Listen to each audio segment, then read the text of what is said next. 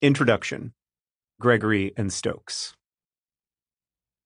Around the turn of the 19th century, the Scottish tinkerer and chemist James Watt began working on a new project. He had already achieved fame and success for making steam engines more efficient, helping to fuel the Industrial Revolution that would radically reshape human history. The steam engine would lead to everything from air conditioning to air travel to AirPods, while also unleashing over 1 trillion tons of carbon dioxide into the atmosphere, reshaping the planet's climate. Watt's innovation carried within it so much power that we named a measurement of power after him.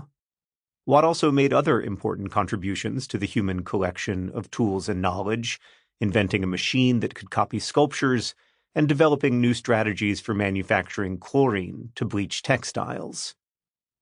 But Watt hoped this new project would be his most important yet.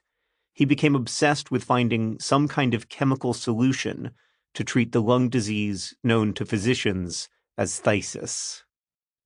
Watt's daughter Jessie had died of phthisis at the age of 15 in 1794, and now his son Gregory was ill with the disease, suffering from the classic symptoms of a persistent cough, night sweats, fever, and the physical wasting of the body that gave the disease its colloquial name, consumption. Gregory was in his early 20s, a skilled orator known for being phenomenally attractive. One friend described him as literally the most beautiful youth I ever saw. In a furious attempt to save Gregory, Watt helped invent a device that delivered nitrous oxide to the lungs, believing that shifting the amount of oxygen available to the body might help it heal. But the treatment proved unsuccessful. After many years of suffering, Gregory died of consumption in 1804 at the age of 27. By 1900, phthisis had come to be known by a new name, tuberculosis. My great-uncle Stokes Goodrich was born that year in rural Tennessee. He was raised in a wood-frame house built by my great-grandfather Charles, a country doctor who rode his horse night and day around Franklin County, delivering babies and dispensing medicine. Stokes was a sickly child.